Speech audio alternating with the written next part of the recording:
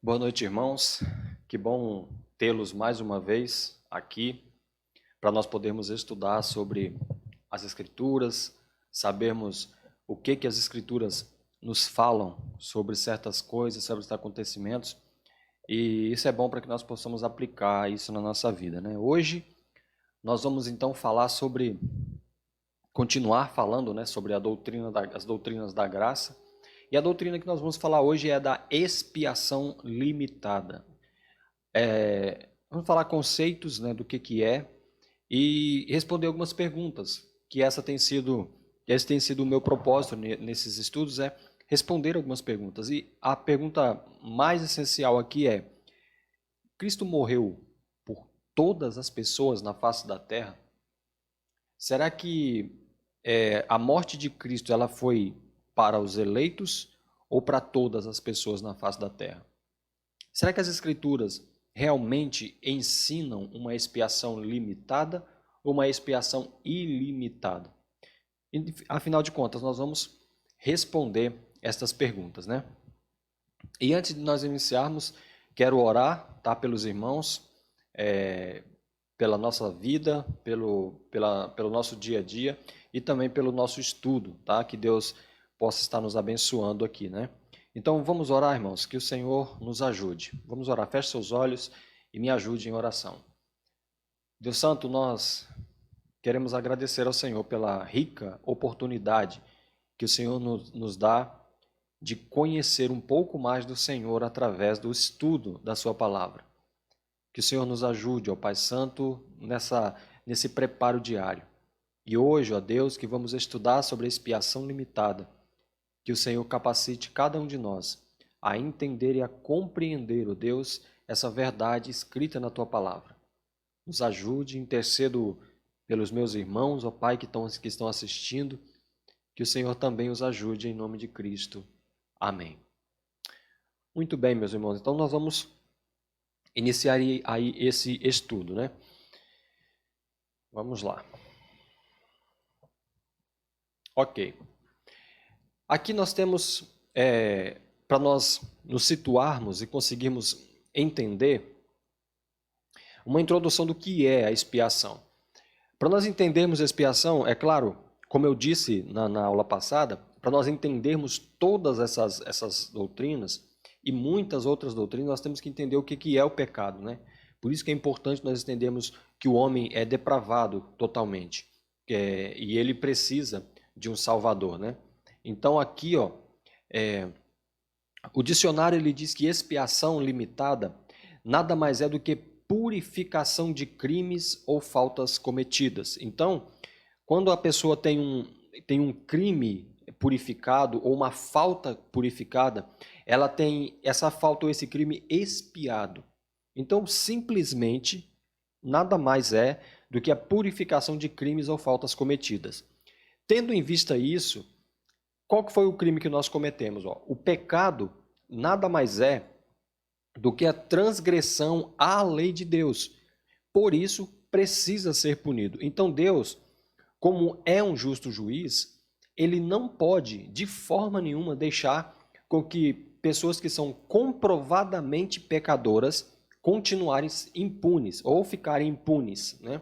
Por isso, esse pecado, ele precisa, essa falta, essa transgressão à lei, ela precisa ser punido, porque Deus é justo, fazendo de Deus um Deus justo, né? Um juiz justo.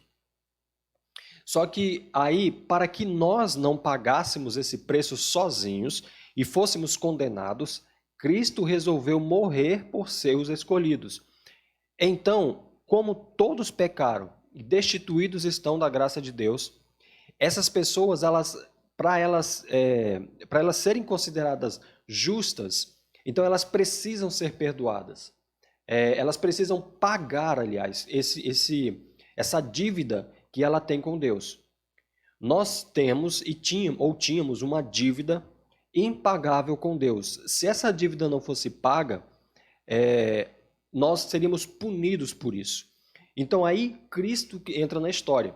Cristo vem, morre por nós, e aí essa morte de Cristo nos substitui. Então Cristo expia os nossos pecados através de sua morte na cruz. O pecado que era para ser pago, o pecado que era para ser condenado em nós, foi condenado em Cristo Jesus. E aí, então, expiação é pessoas culpadas sendo purificadas de pecados que as condenaria. Então, é como a imputação, daqui a pouco nós vamos ver isso, é Cristo morrendo por nós e fazendo-se pecado, fazendo-se maldição por nós. Cristo não pecou, mas ele se fez maldição por nós. É muito simples nós entendermos quando nós fazemos a seguinte analogia. Imagine que você tem uma dívida de 100 mil reais com algum credor. E aí você tem no banco a quantidade exata de 0 reais. Você está em dívida. Você está em transgressão com esse credor.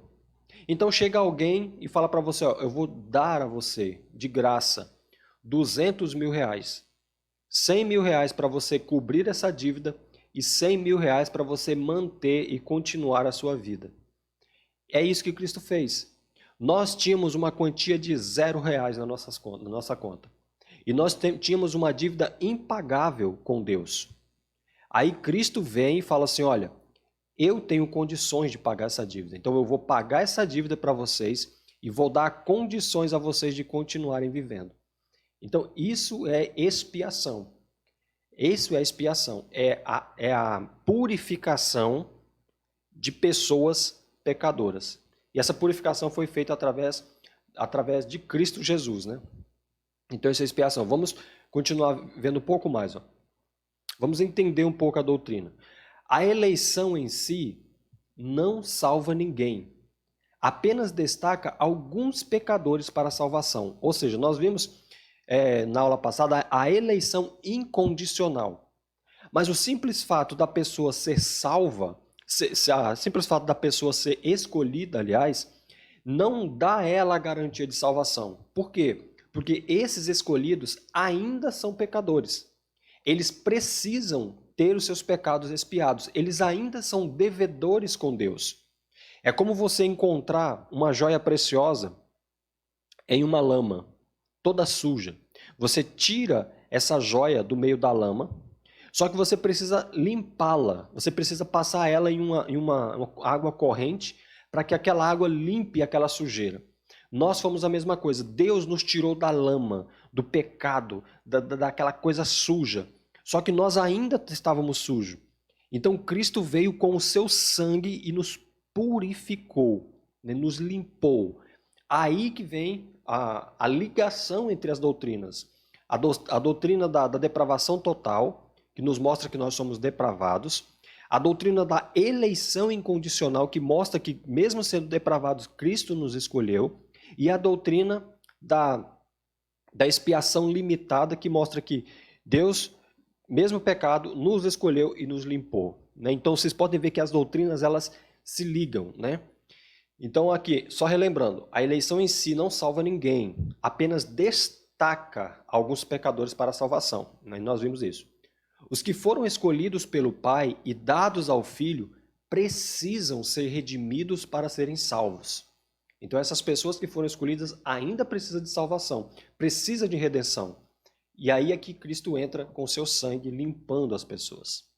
Então, para assegurar a sua redenção, Jesus Cristo veio ao mundo e tomou para si a natureza humana para que pudesse identificar-se com seu povo e agir como seu representante ou substituto. Então, para que esses pecados fossem pagos, era extremamente necessário ser pago por alguém que primeiro não tivesse pecado nenhum e fosse capaz de cumprir cabalmente a lei. Então Deus viu que o homem não era capaz. Por quê? Porque todos pecaram, sem exceção. Depois de Adão, todos os homens. Então nenhum homem na face da terra tinha a capacidade de limpar esses pecados. Aí Cristo veio em forma humana, como homem, identificou-se com a raça humana, cumpriu a lei de forma cabal, não transgrediu nenhum tio da lei, cumpriu essa lei de forma cabal, sem pecado nenhum. Feito isso, Cristo se tornou justo por causa disso. Então, essa justiça de Cristo, de que ele teve, foi imputada em nós. Então, pelo fato de Cristo ter sido obediente, de Cristo ter sido ter cumprido a lei perfeitamente, não ter sido pecador, toda essa conta, todo esse dinheiro, digamos assim, né, foi creditado em nossa conta. Através desse ato de Cristo, hoje, nós somos considerados justos, né? Olha só, Cristo, agindo em lugar de seu povo, guardou perfeitamente a lei de Deus e dessa forma produziu uma justiça perfeita, a qual é imputada ao seu povo ou creditada a ele no momento em que cada um é trazido à fé nele. Quer dizer, nós temos essa dívida, como nós falamos. Então, no momento que nós viemos à fé, Cristo, ele tem saldo para que nós quitemos essa dívida. Então, esse saldo é a sua justiça. Essa justiça de Cristo, ela é colocada em nossa conta. Ela é creditada. Então, nós saímos de uma conta vermelha para uma conta azul. Cristo é aquele que fez o que nós não podíamos fazer, que é cumprir a lei. Viver de forma pura. Então, isso fez com que Cristo pagasse essa conta, pagasse essa dívida que nós tínhamos com Deus, e através dessa conta paga, nós podemos participar com Cristo da justiça de Deus, né? Por isso nós somos considerados justos. Então, meus irmãos, para resumir, nós pecamos, transgredimos a lei, a justiça de Deus faria com que nós fôssemos punidos por isso, e Deus seria justo porque está punindo transgressores. É fato, né? Todo juiz que pune um transgressor, ele está fazendo o que é justo a ele. Só que sem Cristo, nós continuaríamos transgressores. Cristo vem, paga essa dívida em nosso lugar, e aí ele faz essa expiação. Ele purifica aqueles que não são puros. Por isso, hoje o pecado ele não tem poder condenatório contra nós. Ele não pode nos condenar a nada. Ele não pode nos condenar. E isso é doutrina da expiação. A expiação de Cristo nos limpou de nossos pecados, pagou a dívida que nós tínhamos com Deus e hoje nós estamos livres da condenação do pecado. Na glorificação estaremos livres da presença do pecado, que aí é algo fantástico, porque hoje nós estamos livres da condenação, porém ainda nós pecamos, né? Lá na glorificação nós estaremos livres da presença do pecado, porque nós não pecaremos mais, né? Então, os irmãos verem que a importância de Cristo na vida das pessoas, dos escolhidos, né? Através desse ato de Cristo, o seu povo é considerado justo diante de Deus. Então foi o que eu acabei de falar, né? Para que nós sejamos justos, é preciso que um justo pague essa justiça. Então essa justiça que hoje nós temos não é nossa, é uma justiça de Cristo. Através de Cristo, nós somos considerados justos diante de Deus. Quando nós entendemos isso, nós conseguimos compreender João capítulo 15, verso 5, quando diz assim: sem mim, nada podeis fazer. Compreende agora, irmãos, a importância daquele ato de Cristo de morrer na cruz? Ali naquele instante, ele estava, meus irmãos, vamos colocar assim de uma forma que a gente entenda, assinando um cheque e pagando a nossa conta. Naquele instante, Cristo estava diante de Deus pagando a nossa conta. Por isso que ele falou assim: Senhor, está consumado. Tetelestai, está pago. Não tem mais nenhuma dívida. O teu povo, os teus escolhidos, hoje não tem mais nenhuma dívida diante do Senhor. Através do meu ato de justiça, eles são justos. Que coisa mais bonita, irmãos. Que maravilha. Não existe super-herói mais fantástico do que esse, né? Que não somente mata os inimigos, não somente leva os inimigos à justiça, mas morre pelo seu povo.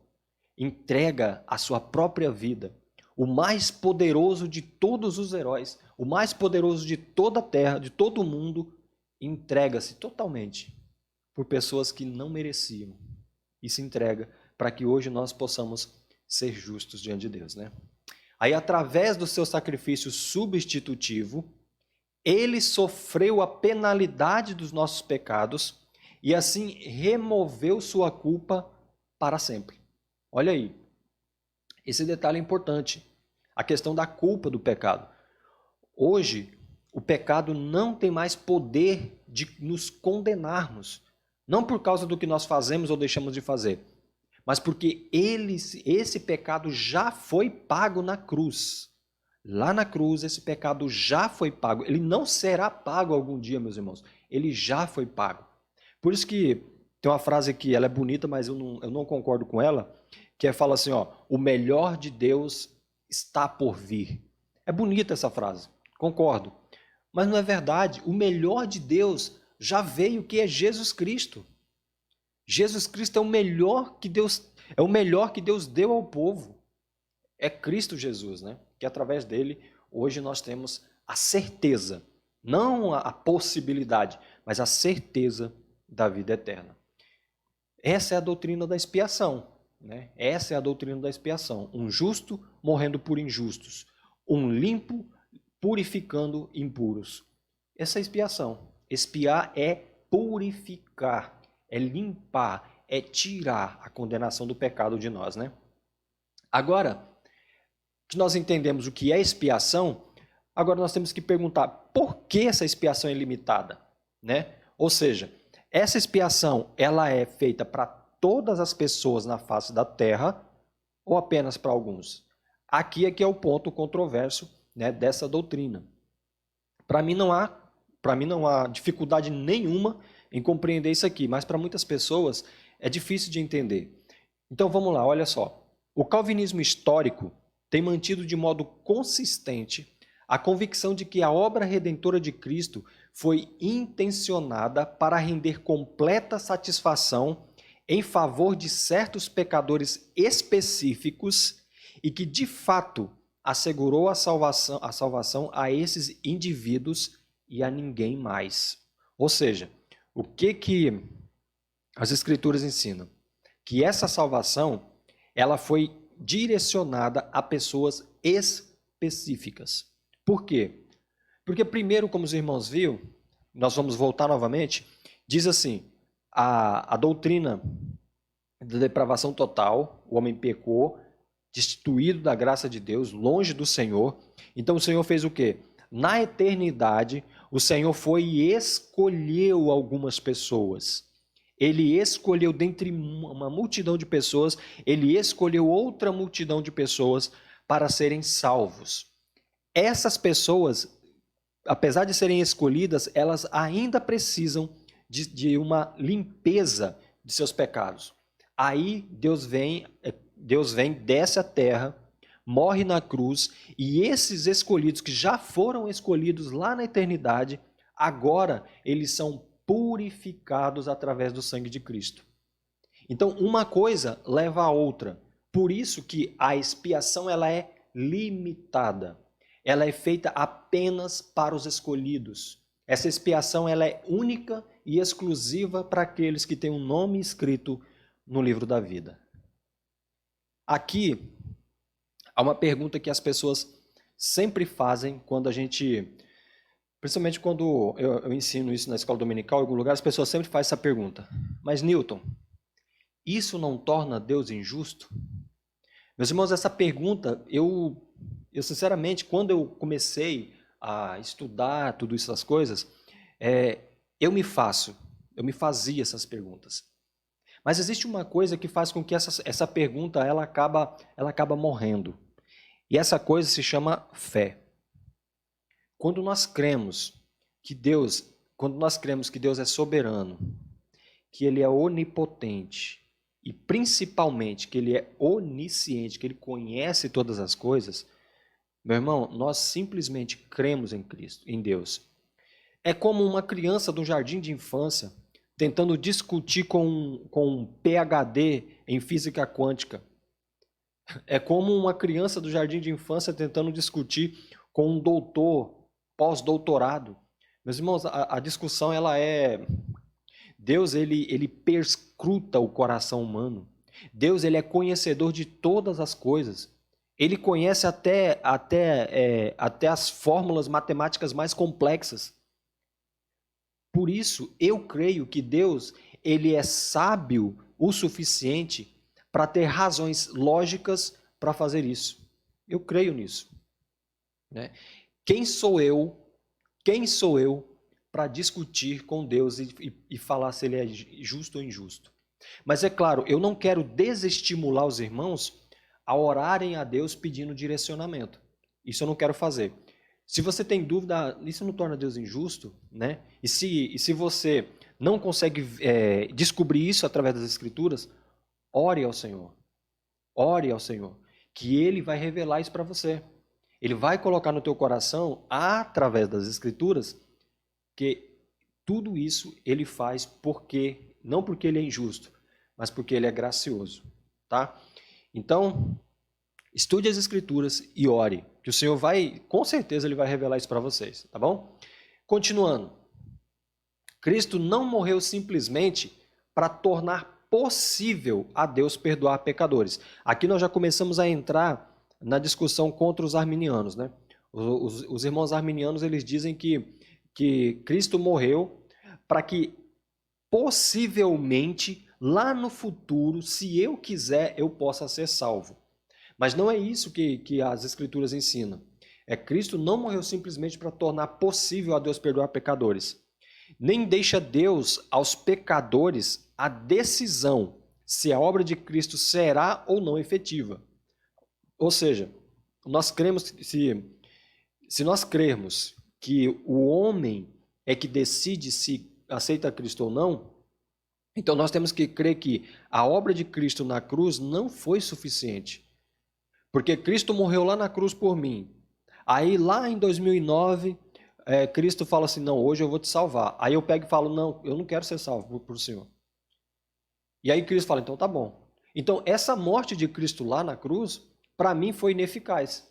Mesmo eu sendo um salvo, mesmo eu sendo um escolhido, foi ineficaz, porque eu não quero ser salvo. Então essa doutrina ela não tem embasamento bíblico, ela não tem como nós provarmos isso na Escritura. Aí aqui nós falamos, pelo contrário, todos aqueles por quem Cristo morreu serão infalivelmente salvos. Ou seja, se Cristo morreu pelos eleitos, os eleitos serão infalivelmente salvos. Ninguém, meus irmãos, tira o nome dos eleitos do livro da vida. Ninguém. Esses eleitos foram escolhidos desde a fundação dos tempos. E nós vamos ver isso um pouco mais à frente, quando nós formos provar isso através das Escrituras. A redenção, portanto, foi designada para cumprir o propósito divino da eleição. Lembra que eu falei? De que Deus elegeu, porém, essas pessoas precisavam de redenção, precisavam de expiação. Foi aí que Cristo morreu para expiar esses eleitos, né? Resumindo, a expiação é limitada, porque ela atinge somente os eleitos. Pronto. É isso. Expiação é a limpeza de pecados. Essa limpeza de pecados atinge somente os eleitos e não é para toda a humanidade. Tá? Então é simples assim. Essa doutrina, na verdade, ela não é muito complicada. Ela é uma doutrina simples de se entender. Né? Nós temos que entender que Deus expia, Deus limpa os pecados, mas não de todos. Deus, Cristo pagou a conta não de toda a humanidade, mas de algumas pessoas eleitas. Simples assim. Agora, o que dizem as Escrituras, né? As Escrituras declaram que Cristo veio não para capacitar os homens a se salvarem a si mesmos, mas para salvar pecadores. Ou seja, Cristo não veio para nos dar a possibilidade de sermos salvos, mas Cristo veio para que nós sejamos definitivamente salvos. Vamos aos textos bíblicos? Agora que é a hora que a gente prova nas Escrituras que tudo isso daí que eu falei não passa de simples falatório, mas sim de provas escriturísticas, né? Vamos lá em Mateus 1:21. Irmãos, nós não vamos ler todos os textos, porque são muitos, né? Mas você pode simplesmente pausar o vídeo, né? Pausa o vídeo, e você pode ler um por um, né? Se você assim quiser. É até bom que você faça isso para você poder compreender melhor, né? Vamos lá, Mateus 1:21 diz assim: Ele dará à luz um filho, aliás, ela dará à luz um filho, e lhe porás o nome de Jesus, porque ele salvará o seu povo dos pecados dele. Então, aqui é um dos textos que provam que Cristo salvará o seu povo dos pecados deles. Não todos.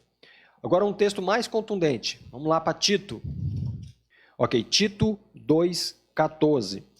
Tito 2,14 diz assim, olha só. O qual a si mesmo se deu por nós, a fim de remir-nos de toda iniquidade e purificar para si mesmo um povo exclusivamente seu, zeloso de boas obras. Aqui prova que Cristo veio para purificar um povo exclusivamente seu. Então, isso é uma exclusividade. Vamos lá para 1 Pedro 3,18. O que Pedro diz? Primeira carta de Pedro, capítulo 3, verso 18. Pois também Cristo morreu uma única vez pelos pecados, o justo pelos injustos, para conduzir-vos a Deus. Morto sim, na carne, mas vivificado no Espírito. Olha só essa expressão que Pedro usa. Cristo morreu para que ele possa nos conduzir a Deus. Nós não podemos ir a Deus sozinho. Então Cristo teve que morrer para nos conduzir a Deus, para nos reconciliar com Deus, para que essa conta fosse paga diante de Deus, né? E aí nós temos outro ponto que nós temos que provar também nas Escrituras, ó. Jesus foi enviado ao mundo pelo Pai para salvar o povo que o Pai lhe deu. Os que o Pai lhe deu, vêm a ele e nenhum deles se perderá. Então, uma ênfase nessa questão dos que o Pai lhe dá. Essa expressão ela é utilizada para se falar da eleição. Aqueles que o Pai deu a Cristo foram aqueles que o Pai elegeu lá na eternidade. Olha só João, capítulo 6, verso 35 a 40. Nós não vamos ler ele todo, porque ele é bem comprido, né? Vamos ler ele todo, que ele é importante sim. É bom a gente ler ele todo. Vamos lá. Ó. Declarou-lhes, pois, Jesus: Eu sou o pão da vida. O que vem a mim jamais terá fome, e o que crê em mim jamais terá sede. Porém, eu já vos disse que, embora me tenhais visto, não credes. Né? Ele tá falando aqui com os homens daquela época, né? E ele está falando assim, ó, mesmo que vocês me viram, vocês não crerem. Por quê? Porque todo aquele que o Pai me dá, esse virá a mim. E o que vem a mim, de modo nenhum lançarei fora. Ou seja, aqueles que o Pai me dá, os eleitos na eternidade, esses virão a mim. Pelo fato do Pai já ter dado lá na eternidade, deles virem a mim, eu não os lançarei fora. Não é pelo fato de eu resolver escolher a Deus que ele não vai me lançar fora, mas pelo fato de Deus já ter me escolhido na eternidade e Cristo agora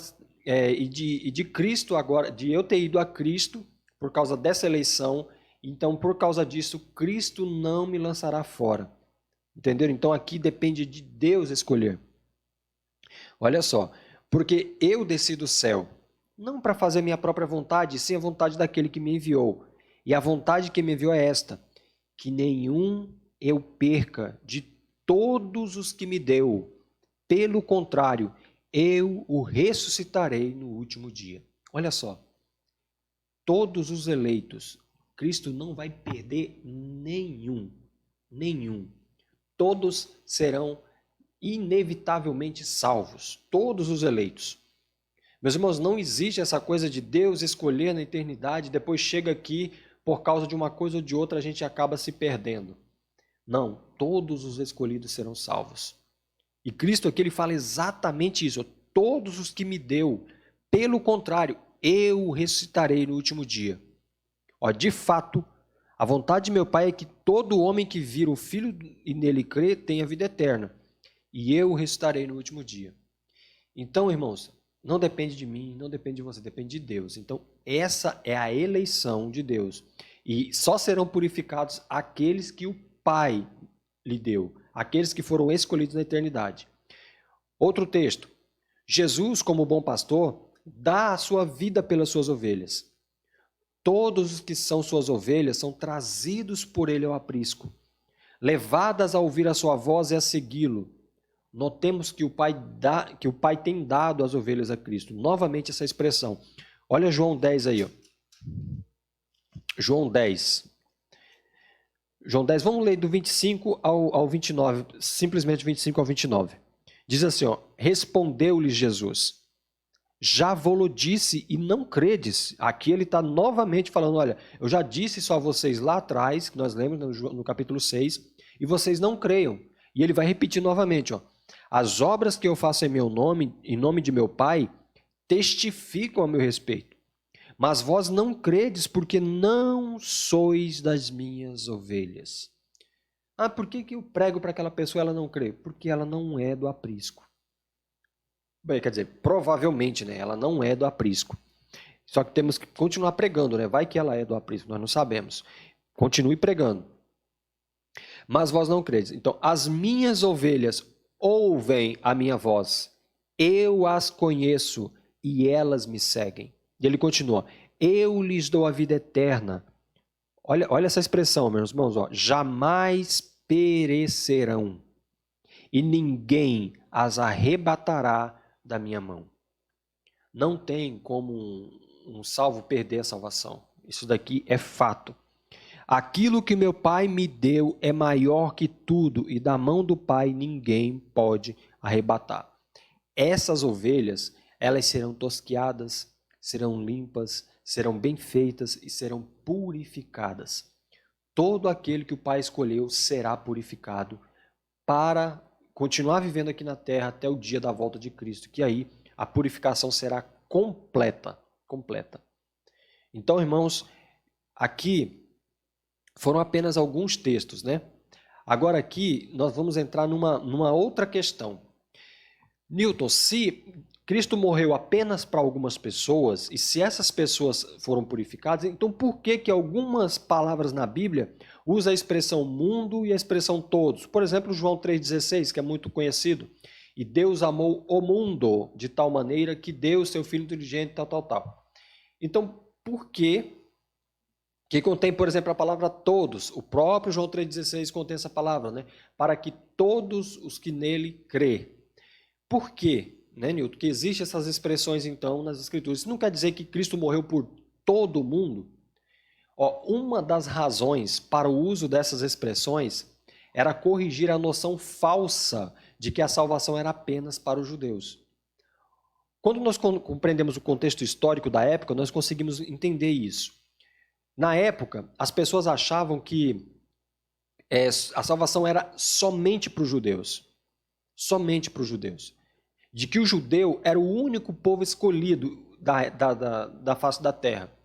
Quando Cristo veio, ele veio para abolir esse tipo de coisa.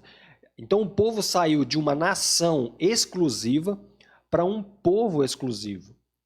A salvação deixou de ser somente para os judeus e agora se expandiu por todas as nações da terra. Então, quando se usa a expressão mundo aqui, não é para dizer que todas as pessoas sem exceção, mas sim todas as nações. É por isso que lá em Apocalipse, por exemplo, de todo povo, raça, línguas e nações. Por quê? Porque todas as pessoas, não é mais somente para os judeus, mas sim para todas as pessoas da face da terra que creem em Cristo. Mas não todas as pessoas em específicos, nem em específico, né? Existem pessoas que não crerão. Então aqui, meus irmãos, era só para corrigir essa questão de que os judeus, porque os judeus achavam que a salvação era exclusiva dos judeus. Então, para corrigir isso, o leitor, o autor aqui, ele usava essa expressão mundo, todos, entendeu? Então, é para abranger todas as nações, mas não todas as pessoas, tá? É diferente. E aí, meus irmãos, para nós encerrarmos, eu quero deixar com os irmãos alguns textos, né? Por exemplo, há outras passagens que falam de sua obra salvadora em termos definidos e mostram que ela foi intencionada para salvar infalivelmente um determinado povo, a saber, aqueles que lhe foram dados pelo Pai. Né? Aí tem vários textos que provam isso. Né? Depois, eu vou deixar isso aqui na descrição do vídeo também para os irmãos copiarem e depois conferirem nas Escrituras. Mas confira como nós fizemos aqui. Né? Olhe, medite palavra por palavra. Olhe, se não entender a palavra, vai na internet lá, pesquisa o que quer dizer essa palavra, para que você possa compreender, entender essa doutrina. Essa doutrina ela precisa ser compreendida pelo povo de Deus. Né? Há muita incompreensão envolvida nessas doutrinas, muita incompreensão. E isso prejudica a entendermos o plano de salvação. Como que nós vamos pregar, por exemplo, para as pessoas sem nós conhecermos essas doutrinas? Isso daqui é um esboço simples para você fazer uma evangelização, né? Como que você, por exemplo, vai evangelizar uma pessoa se você não tem noção que ela é uma depravada, pecadora depravada? Como que você não vai evangelizar se você não conhece que ela é uma escolhida do Senhor e que Cristo veio para limpar os pecados dela? Então nós precisamos entender essas doutrinas, né? Para que nós possamos pregar verdadeiramente o Evangelho.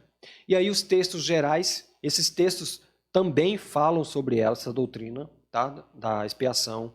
Fala a forma que Cristo morreu apenas para os seus eleitos. Então, analise texto por texto, né?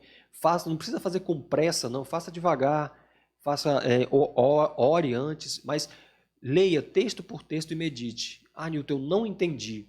Não se preocupe.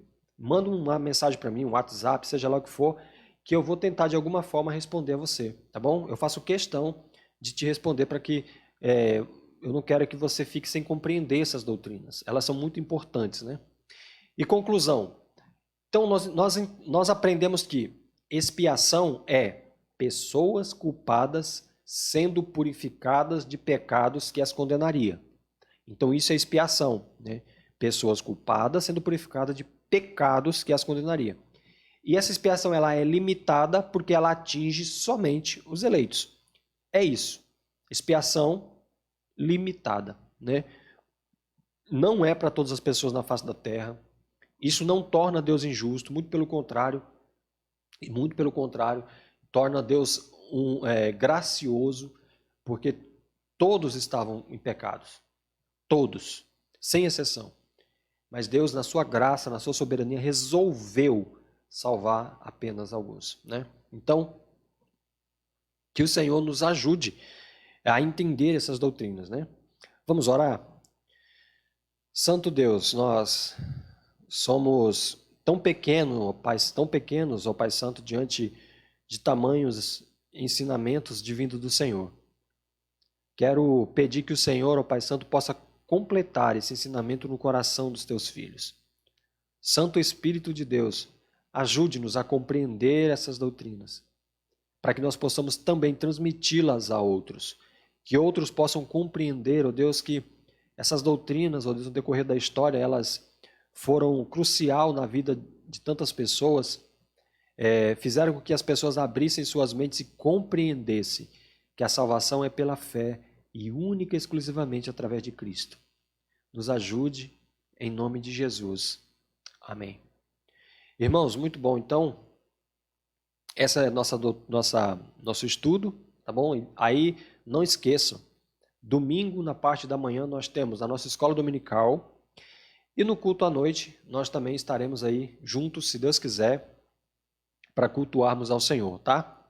E aí, se você tiver alguma dúvida referente ao estudo, você pode colocar aí nos comentários ou simplesmente você pode me ligar também ou mandar mensagem, WhatsApp, pombo correio, fumaça, seja lá o que for. Mas não fique em dúvida, não se acanhe em perguntar, tá bom?